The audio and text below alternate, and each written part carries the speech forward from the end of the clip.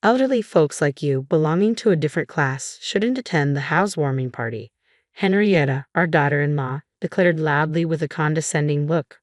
Her audacity left us astounded and speechless.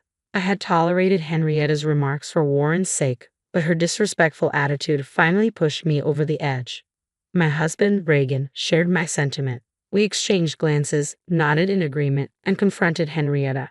Understood, she said, smiling smugly before returning to Warren. I am Bridget, 73 years old, and Warren is our son with Reagan. Warren had always been reserved but came into his own in college. After graduating high school, he found a job and eventually brought home a quiet woman he was seriously dating. Despite her nervous demeanor, her sincerity in wanting to marry Warren won us over, and we happily consented to their marriage. 3 years into their marriage, during Christmas, Warren and his wife were coming home for the first time. I was excited, having let them spend their first Christmas alone. Henrietta, initially shy, gradually relaxed and seemed to get along with Reagan. As darkness fell, I prepared dinner, and Henrietta offered to help in the kitchen. As we stood there, an unfamiliar voice disrupted the moment. "It's cold. This house is too cold," said Henrietta, her voice unexpectedly low and harsh. I turned to her in disbelief as she rubbed her hands together, wearing a discontented expression I had never seen before. Her eyes met mine, filled with undisguised displeasure. "I hate old houses like this. I really didn't want to come," she continued, her tone unhappy. Stunned and speechless at her sudden change, I struggled to comprehend her words. Just moments ago, we had been chatting cheerfully, and now she was venting her bad mood without restraint. "You look like you've seen a ghost," she sneered, her tone sharp. "It was all just an act to get married, you know. Now that we're married, I'm tired of it. Anyway, hurry up and get ready. I'm hungry." Henrietta, seemingly annoyed by my stunned silence, gestured dismissively towards the stove. I hurried to obey, shaken more deeply than I realized. I began bustling around, preparing for the visit. Henrietta, however, did nothing but dictate, not lifting a finger to help. She complained incessantly, criticizing my methods while making no effort herself. As preparations neared completion and only serving remained, Henrietta suddenly sprang into action. She charmed Reagan and Warren, blushing at their praise. It was then that I finally understood Henrietta's true nature. 10 years later, Warren and his wife were returning for a visit. Henrietta had revealed her true colors many times in my presence, always maintaining a different demeanor around Reagan and Warren. Despite my suspicions, I had remained silent, hoping it was all a misunderstanding. Yet each visit only confirmed my doubts. Upon hearing they were coming back, I felt a pang of dismay. I planned to avoid being alone with Henrietta as much as possible. When the doorbell rang, I sighed and opened the door to find Warren standing alone. Surprised by Henrietta's absence, I instinctively looked around for her. Warren, noticing my reaction, spoke with a hint of apology. "Sorry, Mom. Henrietta had some urgent work and will join us later," he explained. "It's okay to go ahead with the grave visit without her." Realizing Henrietta wouldn't be joining us until her work was finished, I felt a wave of relief. The thought of not having to witness Henrietta's behavior, even for a short while, lifted my spirits. I welcomed Warren into the house, and Reagan, noticing Henrietta's absence, asked about her. As I prepared tea, I found myself sighing deeply without realizing it. We decided to relax for the day and postpone the visit to the grave until the next day. When Warren informed Henrietta, she responded saying she couldn't finish her work in time but asked him to apologize on her behalf. Regan brushed it off as unavoidable, but I couldn't shake the feeling that Henrietta simply didn't want to attend the grave visit. I didn't voice my thoughts and reassured everyone not to worry about it. The rest of the day passed uneventfully. The following day, after visiting the grave and returning home to relax, Henrietta called to say she had finished her work and would be coming over that evening.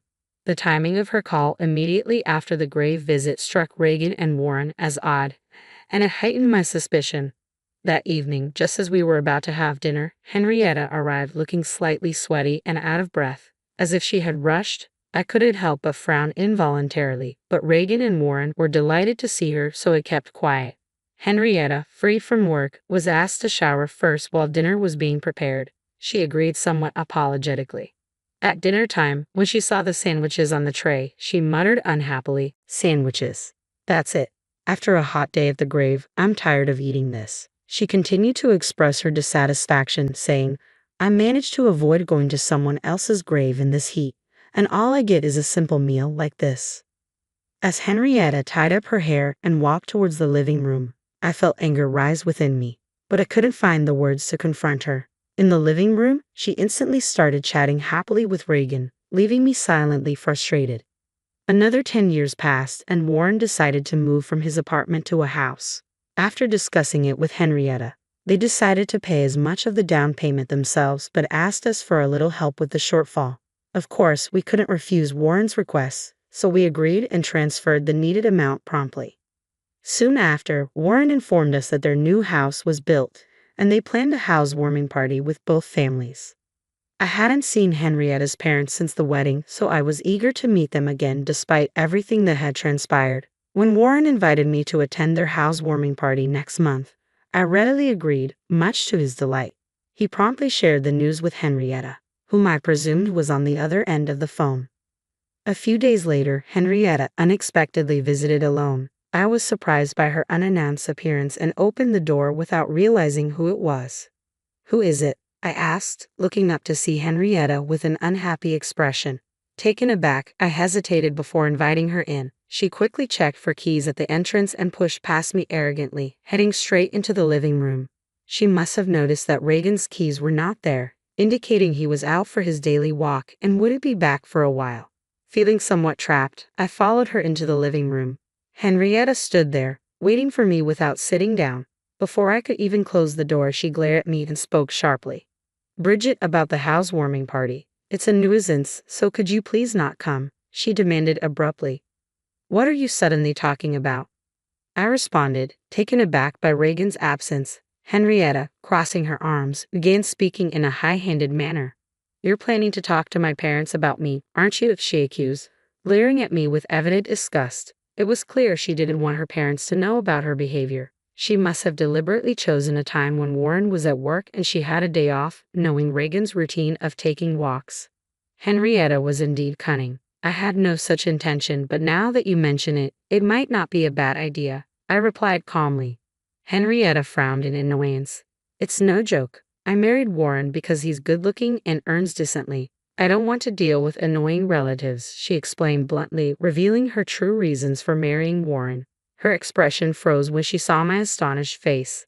As I pondered Henrietta's strange behavior, the living room door opened behind me. I turned around to see Reagan, looking surprised as he observed Henrietta. Realizing her conversation with me had been overheard, Henrietta clicked her tongue but decided to brazen it out. "Anyway, elderly folks like you, being of a different class, shouldn't come to the housewarming party," she declared with audacity that left us astounded and at a loss for words. I had finally reached my limit with Henrietta, who dared to say such things even in Warren's absence. I had kept silent for Warren's sake until now, but I could no longer overlook her behavior. My husband Reagan seemed to share my sentiment. We exchanged glances, nodded in agreement, and calmly told Henrietta that we understood. Satisfied, she smiled and went back to Warren. Left behind, we felt suddenly weary and sat down on the sofa. On the day of the housewarming party, we decided not to go to Warren and his wife's home. We hadn't told Warren anything about the incident with Henrietta. Naturally, he must have expected us to arrive. Sipping coffee with Reagan at a cafe, I pondered the situation. Suddenly, Reagan's phone rang. He got up, answered the call, and stepped out of the cafe. I quickly paid the bill and followed him to the car. Reagan switched his phone to speaker mode so I could hear Warren's voice too. "Dad, something strange is happening. All my relatives have suddenly made other plans, and you and Mom haven't arrived yet. Even Henrietta's relatives are canceling one after another. What's going on?" Feeling guilty about Warren's anxious tone but deciding to play dumb, we exchanged glances. "Who knows what Henrietta's saying?" Reagan asked casually, his acting so natural that it surprised me. Noticing my reaction, Reagan winked and gestured to keep it a secret. Suppressing a laugh, I covered my mouth. Henrietta seems confused too. "Oh, another call's coming in. I'll call back later. Be safe coming over," I said, trying to sound casual. Warren still seemed to expect our visit, which made me feel guilty, but I convinced myself it was necessary to make a point to Henrietta. Then my phone rang. It was a relative who was supposed to attend today's party. Feeling apologetic but engaged in conversation, I chatted for a while. Meanwhile, Reagan's phone rang again. This time it was Warren. Regan switched to speaker mode and answered. Dad, I just spoke to Henrietta's mom. What's going on? If you can still come, please do right away. Warren's voice sounded strained, almost on the verge of tears, which tightened my chest. Regan glanced at me with concern. After a nod from me, he reassured Warren. We understand. We'll be right there. Calm down, Regan replied soothingly. Warren sounded relieved and hung up. We were at a cafe near Warren's new home, so we drove there immediately. Upon arriving and ringing the doorbell, Warren rushed out to greet us. Behind him, Henrietta stood glaring at us with furious eyes. Once inside, Warren ushered us to the living room where we settled on the sofa. Eagerly, Warren began to ask, I didn't expect you to arrive so soon. Where were you? What's going on? All our relatives are angry, Henrietta's relatives are apologizing, and I have no idea what's happening. Calm down, Warren. First of all, congratulations on your new home. I began, trying to soothe him. I'll explain everything. Turning to Henrietta, who sat silently, I continued, You know why we're the only ones here, don't you? What do you mean? Henrietta feigned ignorance, prompting a slight sigh from me before I continued. It seems you didn't want us here, but given the current situation, your worries are over. I explained calmly. What does that mean? Warren sounded confused, his brow furrowing.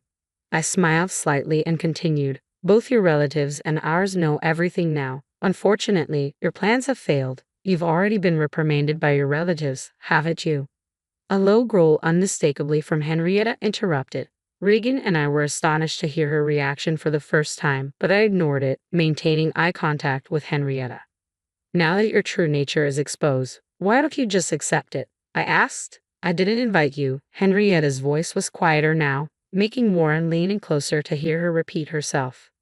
Suddenly, Henrietta raised her head, stood up, and began to yell. I didn't invite you. I told you not to come. Why did you come anyway? And spreading lies among the relatives, framing me, is that fun for you? Taken aback by her intensity, Warren recoiled. I sighed as Henrietta continued to insist she was the victim. Mobile phones are so handy, aren't they, Henrietta? I nodded at Regan, who took out his phone, operated it, and then looked at Warren. I just wanted to marry Warren because he's good-looking and earns decently. I don't want to deal with troublesome relatives. Anyway, elderly folks like you, being of a different class, shouldn't come to the housewarming party. Henrietta's words from that day played from Regan's mobile phone. Henrietta turned pale and glanced at Warren. After hearing the playback, Warren slowly turned to Henrietta, his mouth agape. Henrietta tried to deny it, but what excuse could she give after that recording? The weather turned bad, so I cut my walk short and came back only to hear this incredible conversation. I couldn't help but record it, Regan explained regretfully. Warren looked at me for confirmation, and I nodded firmly. I couldn't believe it at first either, Warren, but the truth is there in the recording. Henrietta's true feelings in her last words were said despite my presence. It's hard to escape now, Regan said, fixing his gaze on Henrietta. Could anyone stay calm knowing she had been deceiving everyone since her dating days with Warren, let alone after their marriage? Regan continued. Seeing his stern look, Henrietta dropped her shoulders and ceased her struggle. This seemed like affirmation to Warren, who abruptly stood up and left the house. It happened so suddenly that we couldn't stop him. Although Regan hurried after him, Warren soon returned. Apparently, Warren had driven off somewhere, leaving his mobile phone behind, making it impossible for us to call him. Henrietta was left behind, surrounded by us, trembling and pale, huddled up helplessly. Eventually, Warren returned, holding something in his hand, which he slammed in front of Henrietta. Send the divorce papers and leave, he said quietly. Henrietta looked up at Warren, her mouth agape, but Warren repeated himself. He took a pen from the holder on the table and began to fill in his part. After finishing, Warren forced the pen into Henrietta's hand and tapped on the divorce papers. Come on, sign and leave, he said forcefully. Overwhelmed, Henrietta, though frightened, filled in her part. She looked at Warren when finished. She looked at Warren when finished, but he avoided eye contact, checking for any missing details. Finding no errors, Warren forcefully made Henrietta stand up and dragged her to the front door. He pushed her outside, ignoring her attempts to cling to him and throwing her bag outside. It's late, so I'll submit this tomorrow. Don't ever come back to this property, Warren said, slamming the door shut and locking it. Henrietta's pleading voice could be heard from outside. But Warren ignored it and turned to apologize to us. "I'm sorry for the trouble. I had no idea she was like that." We could say nothing to his deep apology, just embracing him. Before long, Henrietta's voice faded away. We decided to stay at Warren's new home that night. The next morning, Warren submitted the divorce papers first thing, and his divorce from Henrietta was finalized. Concerned about his heartache, we chose to stay another night. That evening, with a somewhat calmer Warren, we discussed everything that had happened. As we recounted the past events, Warren listened with clenched fists. Regan, who was also unaware of these details, placed his hand on my shoulder as I spoke. Then, we revealed the truth about the current situation after Henrietta had left, telling us not to come. I learned that Regan had spontaneously recorded the conversation. Together, we decided to inform Henrietta's parents. When we called and explained the situation, Henrietta's parents initially were in disbelief but changed their attitude and kept apologizing after hearing the recorded audio. Angry about their daughter's misdeeds, they intended to inform the relatives who had planned to attend the housewarming party not to go. After hanging up, we discussed and decided to do the same with our relatives. They too were furious and said they wouldn't attend. That is how the current situation unfolded. Hearing all this, Warren's shoulders drooped again. Worried but unable to do anything, we decided to spend another night. The next day, Warren came into the living room looking relieved and shared what happened the previous night. He had apparently contacted his former in-laws. Henrietta was now at her parents' home, being disowned and facing eviction. They also planned to bring alimony, which would be imposed on Henrietta as her debt. While Warren felt this was not enough, he seemed more settled than expected. After returning home, we immediately started packing up our old house. Now dated, it was set to be handed over as the house was being remodeled for us to live in together. Since Warren was at work during the day, the renovations were scheduled to take place then. Though costly to modify a newly built home with some financial gain from the recent events and our help, the decision was made. While waiting for the house's remodeling, we were happily clearing out our old home.